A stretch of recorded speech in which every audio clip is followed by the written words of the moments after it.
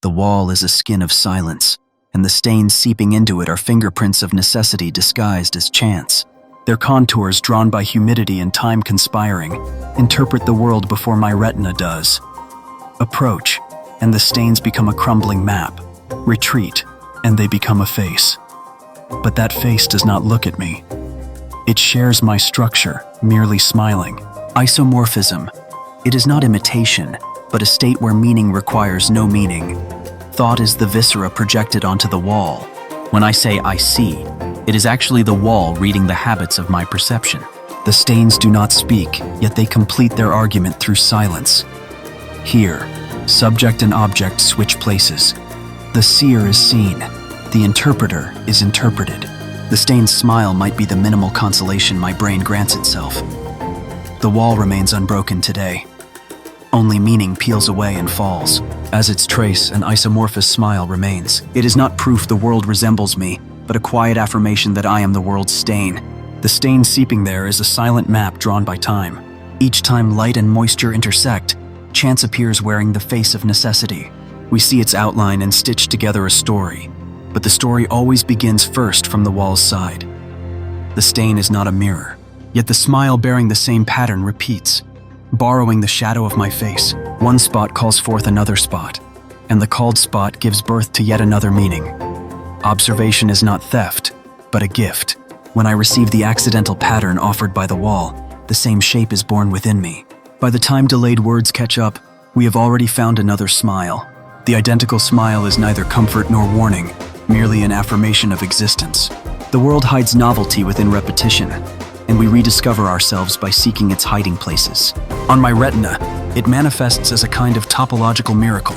That moment, purely by chance, purely on a whim, when it mimicked the form of a face, and specifically, the ironic lift of the corners of the mouth, a malfunction of the survival instinct, the brain seeking meaning within randomness. That was not projection. The void festering within me, or the nihilism with nowhere to go. These amorphous mental structures merely form a one-to-one correspondence, a bijection, with the arrangement of mycelium and moisture on the wall surface, while maintaining their own complete structure. The wrinkles of my soul and the wrinkles of the wall overlap with mathematical precision, mutually proving each other, resulting in the function smile being derived as the solution. Mirrors invert left and right, but this stain affirms my distortion in its original direction. The longer I stare, the more that smile emerging from beyond the wall seems like both benevolence and contempt. Yet even that distinction is meaningless, for the very expression I direct toward this absurd world is precisely that ambiguous, indistinct smile itself. The wall is not the silence of matter. It is an unsorted axiom expelling foreign matter from within as time solidifies. The stain is repetition wearing the mask of accident, traces where humidity and gravity collude without consent, scraping the contours of existence.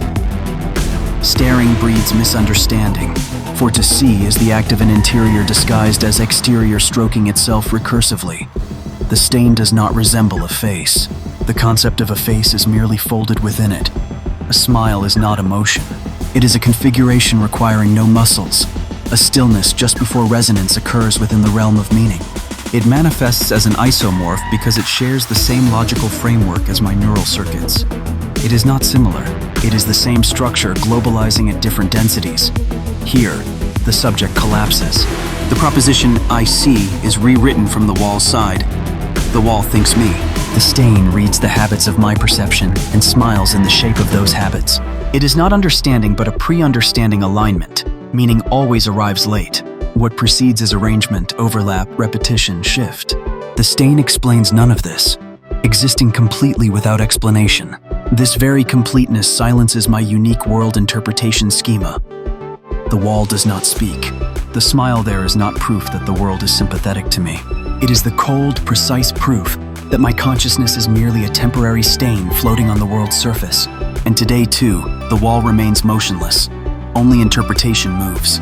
Beneath the peeling meaning, the identical smile lingers there longer than I do. In that near pure white void, layers of drywall and cheap wallpaper, suddenly appears an impurity. It is not merely a map of aging deterioration or oxidation from condensation. That brown spot with its organic outline, feigning fractal disorder, astonishingly maps one-to-one with the resignation settled deep within my hippocampus.